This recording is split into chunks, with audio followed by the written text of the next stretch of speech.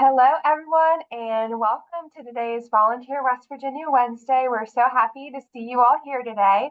We're going to get started in just about 2 minutes at 1 o'clock, but in the meantime, we have a chat box question. So you're going to pull up your chat box and you can say what organization are you with and what your favorite summer activity is this year. So go ahead, get in the summer spirit, and we'll get started in just a moment.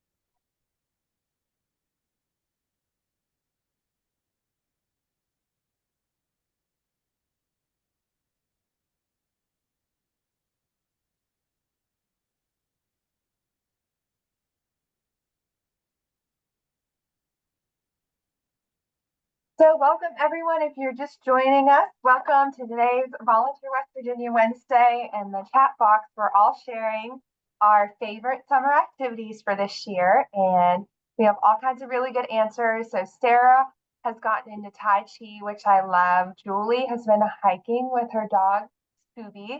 Shout out to Scooby. I bet he's awesome. And then I see camping and gardening, even though I think we all agree that gardening is more fun when it rains, just a little to give you a night off. At least that's how I've been feeling recently. So to introduce you, if you haven't met us before, welcome. My name's Dana Bryant. I'm with Volunteer West Virginia. I'm the outreach officer.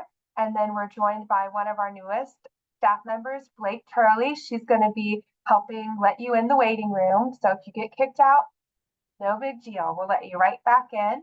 And if you were wondering, this webinar will be recorded today and I'll be sending it out to you after today's training. So if you've never been here before, this is our free monthly webinar series. It's a really laid back hour. We call it Volunteer West Virginia Wednesday. We explain our programs, we network, we provide trainings, and most of all, we have fun. So this is going to be a really nice, relaxed use of your hour. We have some great training topics coming up. So if you haven't registered for these, you're not going to want to miss them. In August, we're going to be sharpening our project management skills up with a special guest, Shannon Stover. So she'll be presenting that for us. In September, it's National Preparedness Month. So we're going to be talking about senior preparedness this year. So if you work with seniors or you care for a senior, you're not going to want to miss this.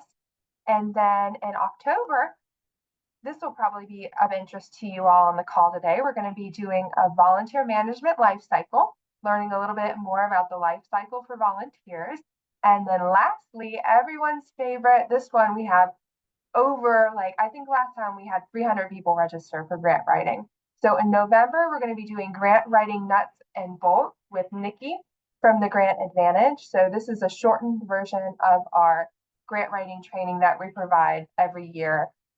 This one's free, so be sure to sign up. You're going to love it. So if you haven't done so, register on our website and you can get all of these on your calendars. So just a little bit of news before we jump into today's training. I wanted to spotlight a special project we're working on at Volunteer West Virginia. We've already started a new TV and radio advertisement for the 9/11 Day of Service. And what that is a national day of service throughout the country where you're encouraged to volunteer. So this year we wanted to put it on everyone's radar in West Virginia that 9/11 is a day of service. And if you're looking for a volunteer opportunity, you can visit our website, volunteer.wv.gov. And we're doing a statewide advertising campaign. It's already started, so it's going to be June through August.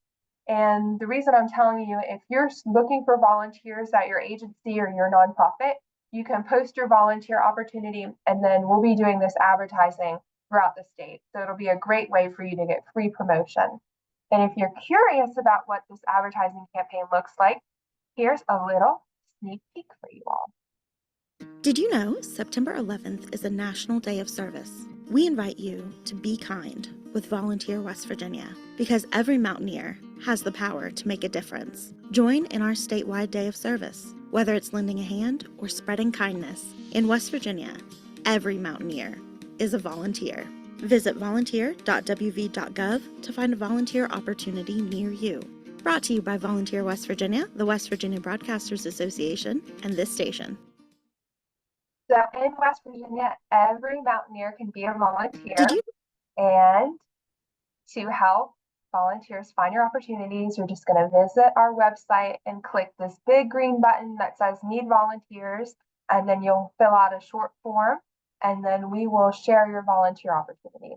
And that way, if someone sees this advertisement in your community, they'll get hooked up to you. So what we like to say about the system, it's really easy. It takes less than 5 minutes to share an opportunity, and there's no login required. So you won't need to remember a password or anything. So be sure to take advantage of this free advertisement if you need volunteers. We'll be doing it for about a month and a half, so you can jump on now.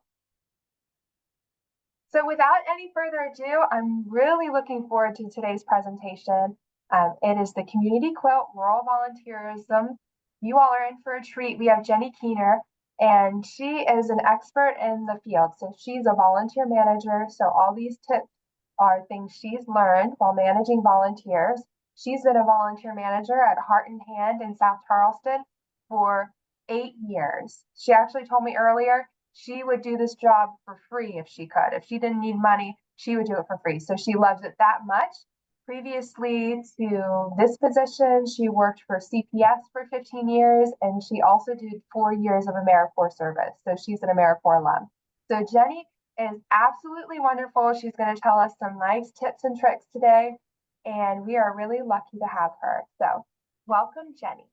Hello, everyone. Let me share my screen here.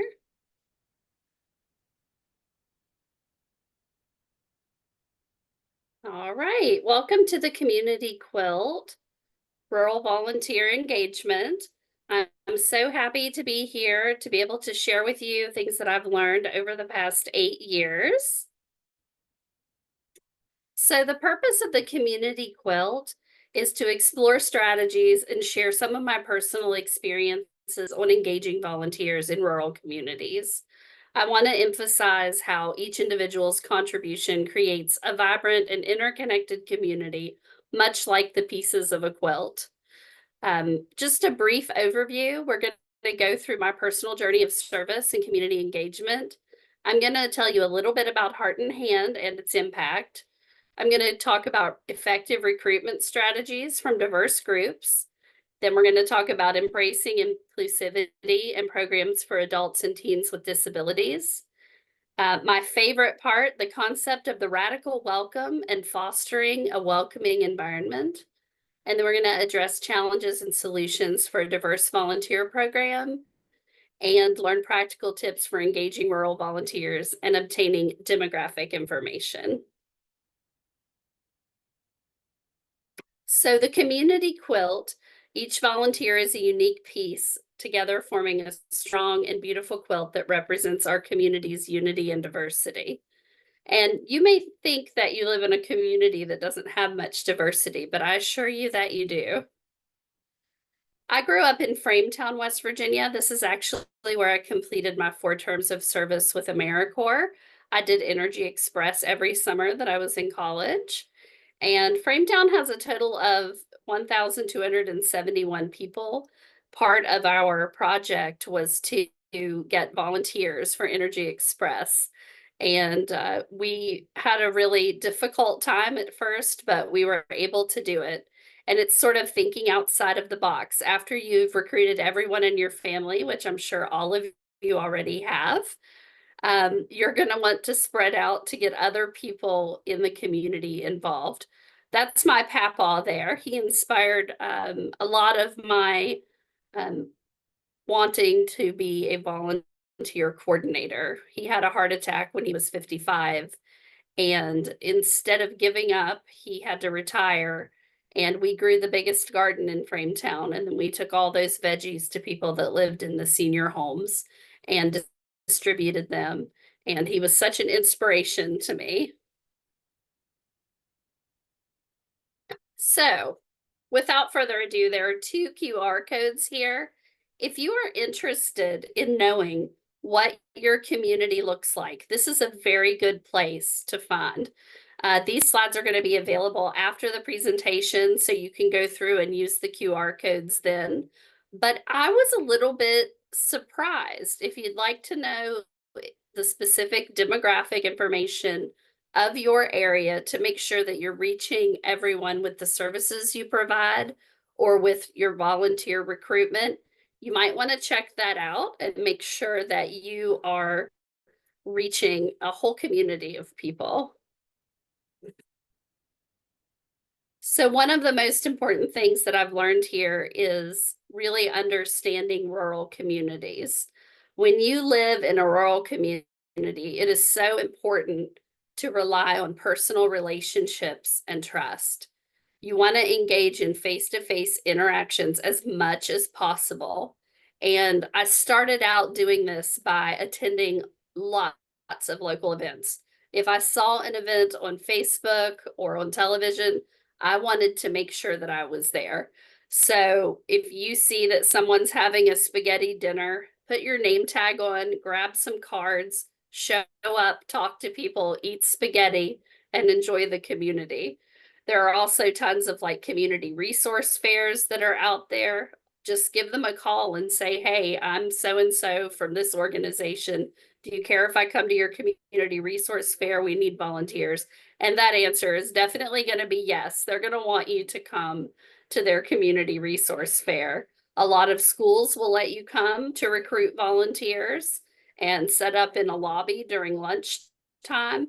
Basically, if you see an event taking place, give them a call and try to go there to build relationships in your communities. You want to be speaking at the Rotary Club, at the Lions Club, the Masons, the Women's Club, anyone that you can think of. I called every local church and I went to a different church every Sunday for an entire year, which was a super fun time. But I told them all about our mission at Heart and Hand and told them we needed volunteers. So not only were we able to get donations for things that we needed, we were able to get volunteers coming from those churches just by asking. So I would really encourage you to think outside of the box and make sure that you're getting out there and getting your word out there that you need volunteers. You want to make sure to leverage your existing networks. And we just sort of talked about some of those, partnering with local churches, schools, civic groups, and other organizations to spread awareness about your volunteer opportunities and recruit volunteers directly from these networks. Rural volunteers are going to have varied schedules due to local jobs or farming commitments. So we want to make sure that we are providing diverse volunteer roles with flexible time commitments to accommodate different abilities and the constraints of potential volunteers. And we're going to be talking more about that a little bit later on. And one of the most important things that I wanted to do was to foster an inclusive and supportive environment. A welcoming atmosphere really enhances volunteer retention and satisfaction, and it creates a culture of inclusivity by offering training, support, and regular recognition. I will let you know that about 12 years ago, my baby sister, she's 18 months younger than I am, she passed away of an overdose. And it really gave me the inspiration for my volunteer program. Not only did I want to create a volunteer program that helped Heart in Hand, I wanted to create a volunteer program that helped volunteers, because volunteers, not only are they coming to help you, they are coming to help themselves, whether that is through a social network because people are lonely, or, you know, volunteering makes you feel good. So I just wanted to let you guys know my inspiration for all of this. So, like we just said, some of the strategies for engaging rural communities, just to go over it, building trust and relationships, using inclusive and participatory methods, leveraging local strengths and assets, collaborating with local organizations and leaders, and engaging skill-based volunteers. So let's talk about that for a second. What is a skill-based volunteer? So I had a college student that wanted to volunteer, but she needed to sit because she had a disability.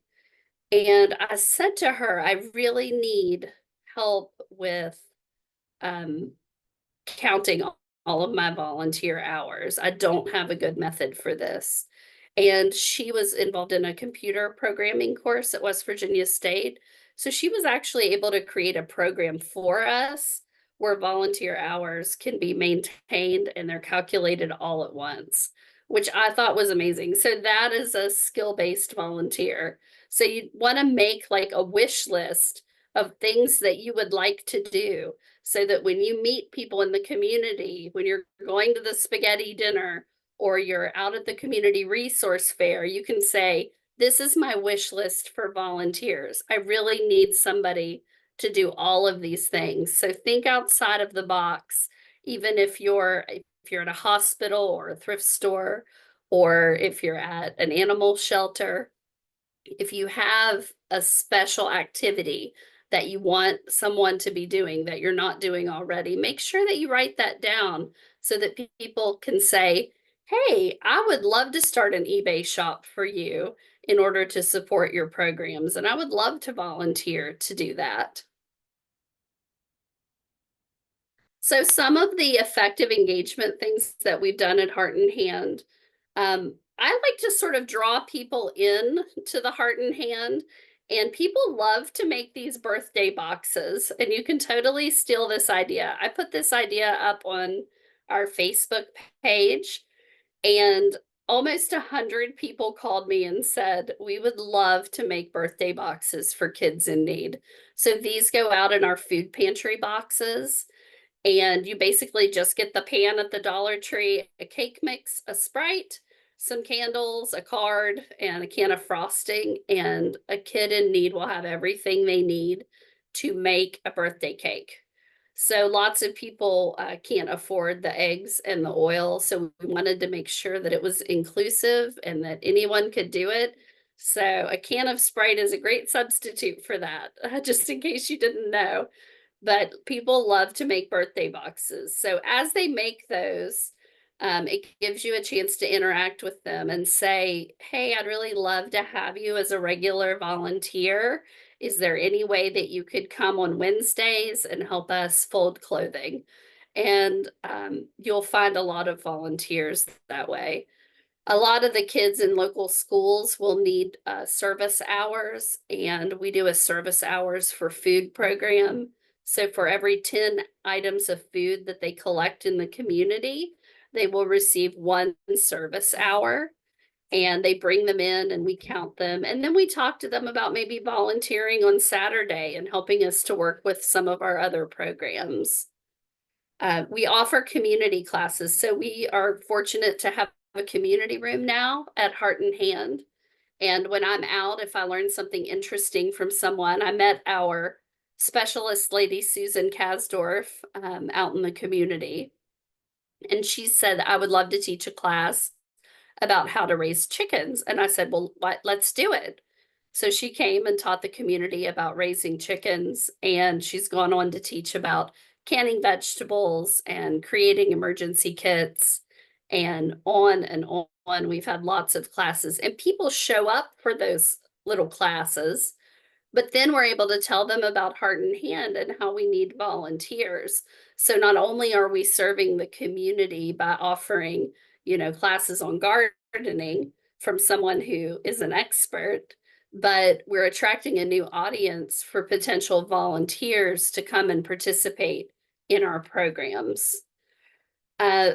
We also work with our local community colleges, and this goes year round. So some of the students from Bridge Valley and West Virginia State University, for their work study, instead of working on campus, they come to Heart and Hand and work, and the college pays them, which I think is awesome. So if you are within 45 minutes of a college, I would totally recommend reaching out to them to get a work study student to come and work in your program.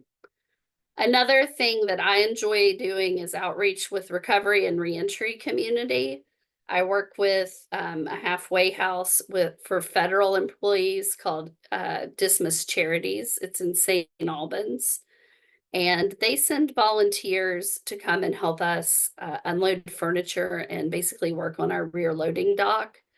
And then we are able to help them by creating a positive community of people where they can come and engage in the future. But because we have a little thrift store, we're able to offer clothing, furniture, and household items, and also assistance with food and utilities if they need it after they move out on their own.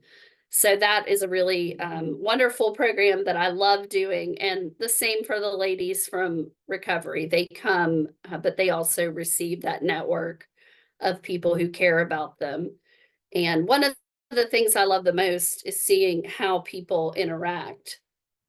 And when you start to build this diverse volunteer base where you have students and you have ladies or men in recovery, and you have people coming from the church and the Rotary Club, and they're all working together and folding clothes, or they're all working together and assembling food boxes or walking dogs or whatever it may be. It's amazing to see how people unite and how they work together to help the community that they all live in. Another thing that I have worked on is creating a job training program for students and adults with disabilities. And we work with several programs. You probably have a day program in your area where adults can go to receive skills. They come here and they help us with several different projects. They like to have one project. So if you think about activities that to accommodate people with disabilities, you want to save those activities. So if someone can only come in and file, you want to save that for someone who needs that position. If someone can only come in and sort books, you want to save that. If someone can only come in and sort hangers, you need to save that position. I will let people sit in the front lobby and say hello. I never say no to someone who wants to volunteer unless it has to do with the background issue that we just can't accept here. I always want to say, yes, I have a job for you. I have a need for you to be here. And I work it out. Because, sometimes people come and you're just not sure what you want them to do. Maybe they have a disability. Maybe they have a different personality, which is such a nice way of saying it. But you want to make sure that you save certain tasks for people. If you think maybe it's better that someone works from home, maybe you can let them stuff envelopes at home or monitor your Facebook page or go through your Facebook posts to make sure that, no one is posting things they shouldn't be and say, hey, this is your job in the evening from 4 to 5. I would love for you to look through our Facebook posts, check our comments, make sure that I didn't miss any questions. That gets them out of the building if they need to be. And it gets them engaged with your agency. So I try to make sure to reserve positions for people who may need them, to make sure that we are an inclusive place and that everyone can participate and have a job to do. The next thing that I was able to do is to work with the refugee community. So when refugees first come here to West Virginia, and there are several pockets of refugees all over the state, they are unable to work because they do not have work visas or green cards, but they are amazing volunteers. Um, we met Hadil, our beautiful Syrian refugee, about 4 years ago. She came to volunteer at Heart and Hand, and we were able to help her get her green card. And we were able to take her to vote for the first time as a West Virginia citizen. And it was absolutely amazing. So I would encourage you to reach out to the refugee community because not only will you be helping them, they're going to be helping you. They need to learn how to speak English a lot of times.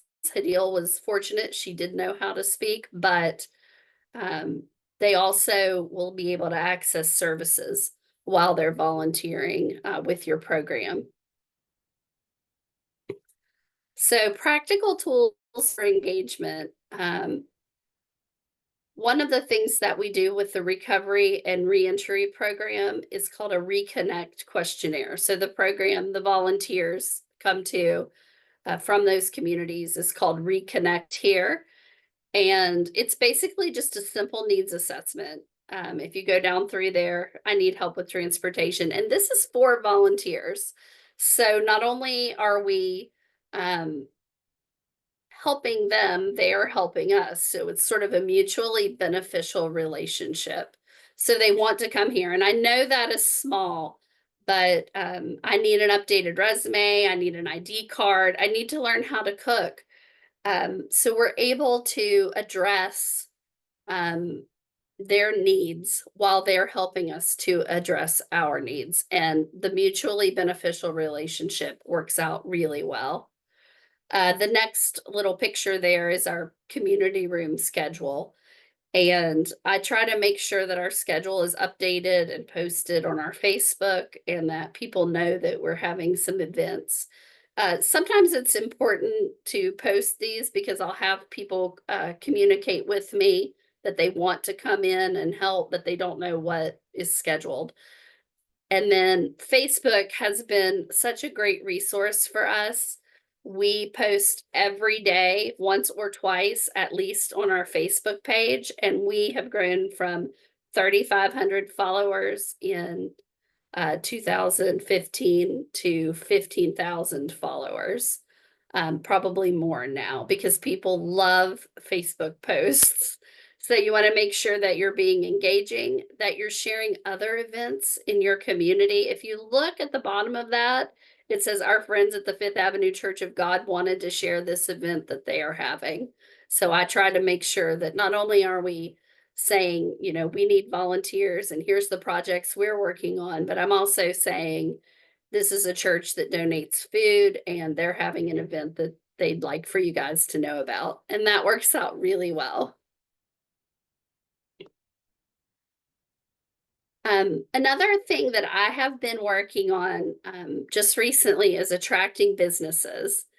So you want to make sure when you call businesses that you clearly articulate that they stand to gain from volunteering with your nonprofit. So you can, put their name out on Facebook. They can, you'll be enhancing their corporate social responsibility. It'll be a team building activity for their employees. So I basically just open the phone book and I say, okay, I'm going to call 10 car dealerships today. And so if you look down in the corner, that's Dutch Miller in Charleston. And they came over and they ran our rear loading dock for a day. That's a little poster I made on Canva. If you don't have Canva, you can make amazing things on there for free. It is free for nonprofits, so you want to check that out.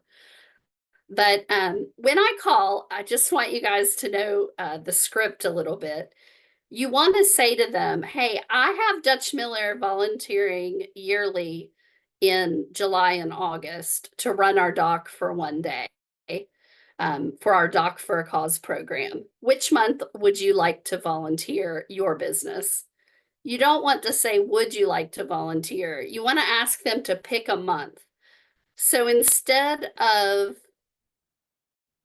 giving them the opportunity to say no, you're giving them the opportunity to choose a month. And I know that sounds a little tricky, but it totally works. And they will get back to you with a month instead of a no answer. So you give that a try. So the customized volunteer opportunities is another thing that we need to discuss. If a company like specializes in marketing, we work a lot with Steve Blackwell and Company here. They can help you with social media campaigns or event promotions, or maybe you want to design a special logo. A lot of them will do that as volunteer work for your organization. And all you have to do is call. Look on Google, find out, if there are marketing companies. Maybe you need a banner for to thank volunteers. You just want a huge banner that says thank you volunteers for the successes in our mission. Call someone who creates banners and ask them to volunteer to create that banner for you, and you'll be surprised at how many people will. It looks really good at Heart and Hand right now, at least I think it does, but it has not always been easy.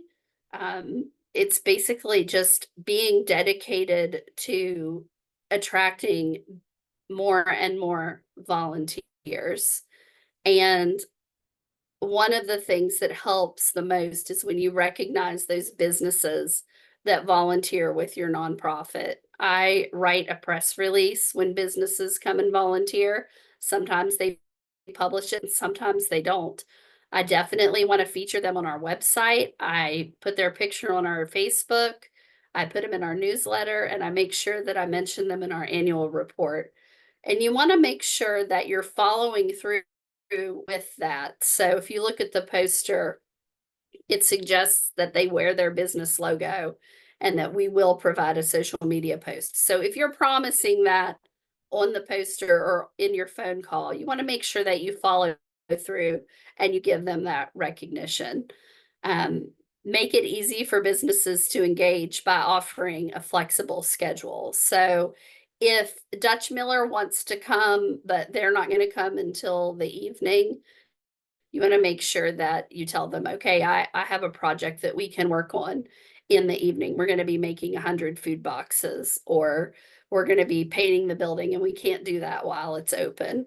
So make sure that you tailor your volunteers or your volunteer opportunities to times that people can volunteer. Another thing that we really faced in the beginning and when I was in town was geographic isolation and transportation issues. A lot of people do not have transportation, people who really want to participate. There is a QR code in the bottom corner over there. and it will link you to a free waiver writer. I would encourage you, if you are asking your volunteers to carpool or share rides, that they sign a waiver so that they release themselves from liability.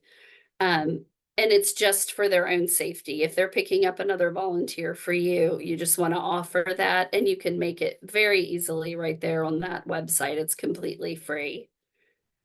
Local satellite projects.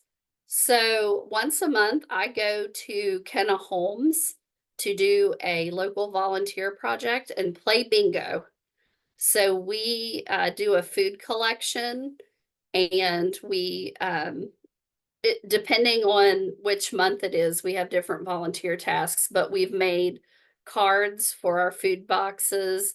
We've stuffed envelopes, and then we play bingo, and the prizes are things that people have donated.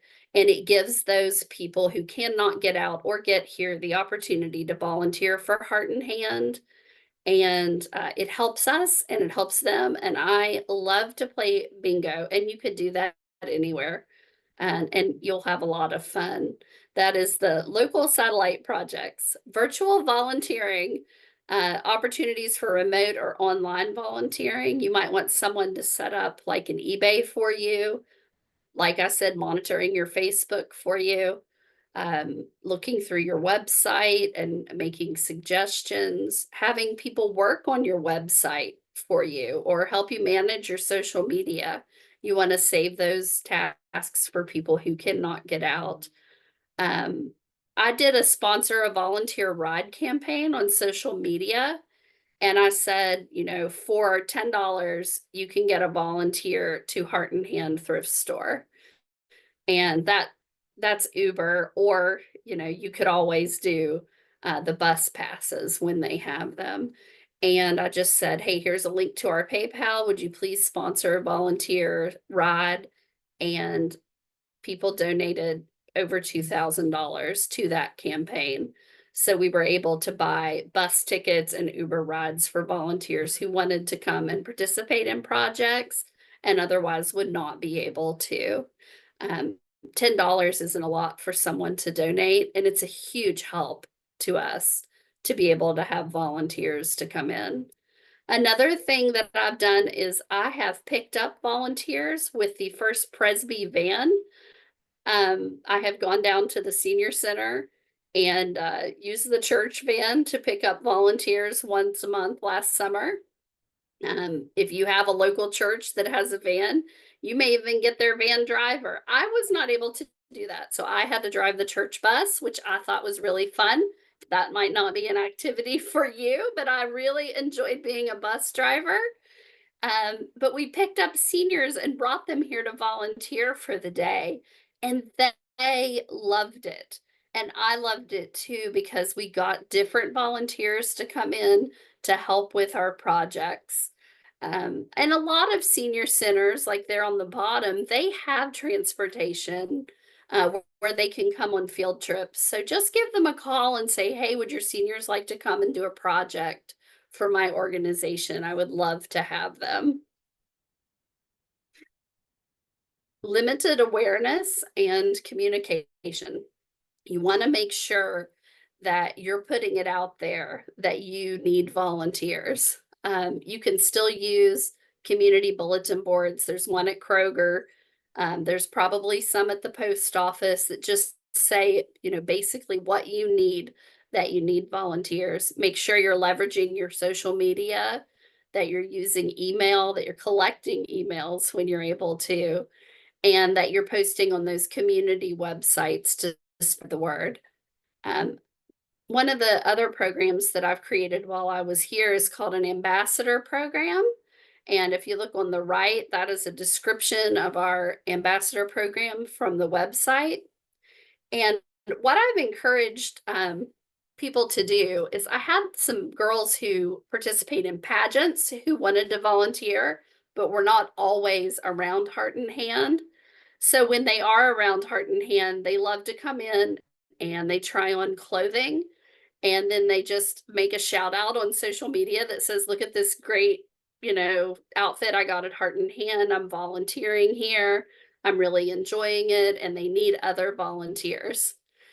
And they're able to do that while they're on the road doing pageants because they already have those photos stocked up when they are in town. And they just sometimes they come out and do events with me. If I go to those spaghetti dinners, I'll say, "Hey, Julie, would you like to come with me and, talk about Heart and Hand?" And it's wonderful, and it's a breath of fresh air to have someone young to come with you and talk about your agency and recruit volunteers. Like I said, I write press releases quite frequently, and I call and email the local news and radio stations and let them know when we have big projects coming up to recruit volunteers. We talked about local businesses. And of course, you want to register and post your opportunities on the Volunteer West Virginia webpage. That has worked really well for me. You just get an email that says, this person would like to volunteer, and you get in contact with them and they show up whenever you tell them to come. There are other places, like you can use an app called Volunteer Match, and that's places that people go to search for volunteer opportunities. Time constraints. So volunteers have busy schedules or conflicting commitments, especially, with seasonal workloads. We were always getting in hay in the summer. One of the things that I created around here, because people work during the day, is a family volunteer night at the thrift store. And you could do this every month. You could do it a few times a year. And basically, I have snacks, which I always have snacks here because volunteers at least deserve snacks. And I say that there's fun, a tour of our building, and volunteer service. And so they spend the evening being like Christmas elves. They go in and help us to clean our whole building. And they get a beautiful tour and a volunteer experience. And these girls were some of the volunteers that came in the poster, and they loved it. This year, we're going to be doing a Scout volunteer event for 9/11 Day, which we're super excited about. I'm inviting the Girl Scouts and the Scouts of America to come and volunteer at Heart and Hand. And I have several projects for them. So just remember when you're creating your volunteer poster that you have volunteer opportunities, not to be very vague. I think people will be less likely to call you if they're not really sure what you're going to be asking them to do. So at the bottom of that, it says volunteer projects include assembling emergency preparedness kits, community garden, clothing closet, and more. You want to make sure that they have an idea of what they're going to be doing. My son wanted to volunteer at the animal shelter, and I was sort of worried about it because I wasn't sure what we were going to be doing. So you want to make sure that you put that on your poster if you have a specific need, if you're not just looking for general volunteers, that you're letting people know exactly what they're going to be working on. This is one of my favorite things in the world. And it took me a little while to get to this point. So, the radical welcome is when the voices, presence, and power of many groups are heard and valued. So, when I first came to Heart and Hand, and I love them, there were about 10 ladies who came from local churches to volunteer and process clothing. And we had an existing relationship with Dismiss Charities for the gentleman to come and work on the back dock. But that wasn't what our community looked like. So I wanted to make sure through our volunteer engagement that I was recruiting people from the community so that our volunteer program matched the community around us. Some of the things that you might want to think about is who is honored at your agency. Do you have a volunteer of the year? What do they look like? You want to make sure that once you capture these volunteers, and I say capture, I love that, that you're honoring your volunteers without discrimination. What does your volunteer application look like? Is it accessible to most people? Who would never come to volunteer because we have historically said no or made them feel unwelcome? Some of these are sort of like a come to Jesus moment. And I personally have struggled with it. And I'll be honest with you, not everyone that I work with was excited about working with the recovery community. There are challenges that exist. And if you have some of those challenges, please give me a call or an email and we can talk about them together, because I want to make sure that everyone who comes in the building feels welcome. Who feels the most welcome in your building when they come to volunteer? And is this welcoming, and to whom is it welcoming? Those are super important questions that I have had to ask myself over the past few years. And you might think about those when you're recruiting your volunteers. So some of the things that I've done to create a radical volunteer welcome is that I've created a comprehensive participation plan. I created a plan that involves everyone, including my existing volunteers, to ensure that inclusivity is embedded in our organization's mission and our culture. We want to engage beyond our walls by actively partnering and supporting marginalized community to demonstrate our commitment to inclusivity. So remember those QR codes that I showed you? Do you want to know what your community looks like? You want to make sure that when you look at that, that the people you're serving and that your volunteer base actually reflects the contents of your community so that you can adequately not only staff your volunteer program, but provide services to the community. Reflect diversity in leadership. Make sure that you're ensuring that you have diverse representation in your leadership team. Some of the volunteers that have been here for a while take on leadership roles and mentoring roles. So, I might have Karen who's in charge of the basement because she's volunteered here for 25 years. And I take a few volunteers down there and I give them to Karen and I say, she is the basement expert. It's thank you for coming to volunteer, and Karen will take them and show them exactly what to do. You want to adapt and diversify activities. And once again, that what we just talked about, not only saving the activities that are going to be accessible to everyone for people who need accessibility. You want to include various traditions and cultures year round. So if you're having people come from refugee programs, you might want to ask them, hey, do you want to have a Festival of Lights volunteer celebration? We'd love to learn about you and your culture. You don't want to do just, the Christmas and Easter celebrations. You want to make sure, and your life and your joy will expand exponentially when you include various traditions and cultures. Make sure you're creating a welcoming environment.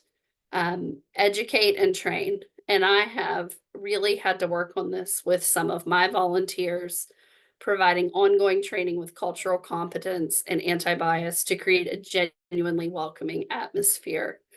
And one of the things that I have had to work on recently and that I will share with you is we have had volunteers who are part of the transgender community. And then I also had volunteers who say they don't respect the transgender community, so they won't use a chosen pronoun. And it's something that I have had to struggle with and work around. And it takes time. Be persistent and be patient. Once your volunteers trust you, they're going to be more likely to want to be more inclusive. because we're all here for one reason, to help our community. So why would we exclude anyone or make them feel uncomfortable because they have the same goals that we do? And then continuous improvement. I try to learn something new every day. I'm always asking for feedback and adjusting my practices to enhance inclusivity and be more supportive of my volunteers. Of course, you want to recognize and motivate your volunteers. And here are just a few ways after you get your volunteers that you can encourage them. So we have at Heart and Hand a Heart of Gold award that I award quarterly to a special volunteer, and they get a special place on our website and a special post on our Facebook and a certificate. Personalized thank you notes are always awesome. Candy is always awesome and relatively inexpensive. I feature them on our Facebook page. And then there's some other awards that volunteers can get. Volunteer West Virginia has a Governor's Service Award that they do annually that you can nominate your volunteers for. The Points of Light organization has a Daily Point of Light award. If you just put that in Google, Daily Point of Light award, you can pull it up. And it's actually a beautiful award that they can get, and they feature your volunteer on their website. And then as an organization, if you go to the Points of Light website, you're able to nominate and award the President's Award for National Service. So your agency can actually become an agency who is able to administer the President's Award for National Service. So you may want to look into that. It's a high honor, and there are strict guidelines for administering that award, but it's totally worth it. And when one of your volunteers gets a President's Award, you're going to be super proud of them. Skill gaps and training needs. So volunteers may lack the necessary skills or confidence to participate effectively. And really, you just want to build them up. Everybody can do an amazing job volunteering. And we do that by offering training workshops. So quarterly, we have mandatory volunteer training for everyone. And we talk about updates and big volunteer projects we have coming up. Mentorship programs, like I said, with Karen, who's the queen of our basement, where we do clothing. We pair her up with new volunteers so that she can provide guidance and support. And then the last thing, like I said on those volunteer posters, you want to provide clear role descriptions. People want to know what is expected of them, how much time they will need to spend doing the project, and exactly how to do the project. No one wants to come in and ride the struggle bus the whole time they're there.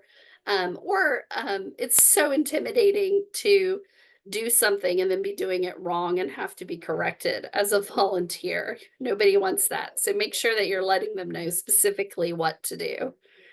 This is just a screenshot of our website. This is something I worked on with a grant that I got from Volunteer West Virginia, which was super helpful. And so our volunteer positions are on our website. You can read through those and steal them if you would like any of them. But I tried to be very specific about who the volunteer reports to, what they will be doing, what dress is required, skills or qualifications they may need, and the age requirement. We have already talked a little bit about the role of technology, and I don't want to speed through this, but we've already sort of talked about this. You want to just make sure that you're leveraging your technology to make sure that you're recruiting and getting your volunteers' needs met. So this is my last slide. And I wanted to look through these questions, and this may be something that you want to answer like with your management team if you have one. And I've tried to answer these personally because sometimes when I come to work, I feel like no one likes volunteers.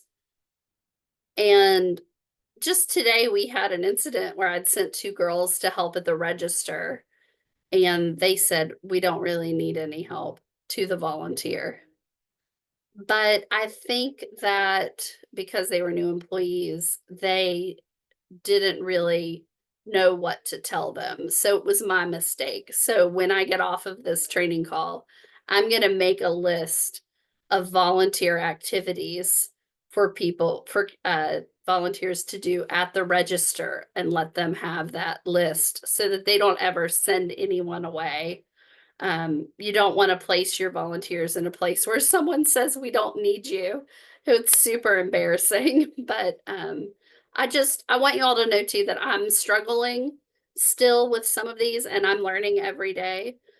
We want to make sure that our volunteers are fulfilling our purpose as an organization. So make sure that they know your mission statement and that they are working toward that mission statement. And who is not at Quilting Circle? Very importantly, look around you, look at your volunteers. If everybody looks the same or goes to the same church, you can probably reach out into the community so that your volunteer base is more diverse. That question that I've really looked at, who does not come to volunteer because we have historically said no? And you might not be saying no out loud, but you're saying no with the way that you greet and interact with people. And you'll come to that conclusion by asking yourself who feels the most welcome. And the last thing, of course, that I have this hanging in my office. And when I talk with staff about volunteers, I make sure they know this. Every interaction with your agency is an invitation to stay or an invitation to leave. So when you're interacting, when you're going to spaghetti dinner, I just want you guys to remember that your words matter and that you need to talk about your organization and have those volunteer descriptions ready to go for someone that says yes, so that you don't give them the opportunity to say no. Thank you so much. I really appreciate you all listening to me. This is my business card here. That is actually my real cell phone number. I give it out to everyone, and I've never regretted it. So if you want to call me or text me, you're more than welcome to. You could also email me. And this is just a little prayer that I enjoy. And we are a mission project of the Methodist Church here at Heart and Hand. And I share this with my volunteers if you'd like to read it. So thank you so much. I really appreciate it. And I hope that I was able to help you guys out with some tips and tricks for recruiting volunteers. Thanks, Jenny. That was wonderful. I think you knocked it out of the park. I think everyone probably left with at least one good idea. You already have some really nice messages in the chat box, Jenny, so you want to check it out. Ellie mentioned that she loved the radical welcome. That really stood out to me too, and how much energy you put into having a diverse volunteer group. Because sometimes I feel like we want volunteers so bad that we don't even take time to grow our quilting circle. So I'm really impressed. Thank you all so much. It looks like you really liked today's presentation and having a guest speaker. I'm going to put the link to our feedback survey in the chat box. Thought I lost you. I got scared. I wanted to look at them. I know. I thought I shut down the whole meeting. So if you have a chance, please fill out our feedback survey. We'd really appreciate that. Let me repaste the link, and then I'll let you all go. Thank you. You're welcome. Thanks, Jenny. I loved it. See you all soon. We'll see you next month for project management. Enjoy the rest of your summer, and I'll see you. Bye, Jenny. Bye. Bye. I'm trying to leave.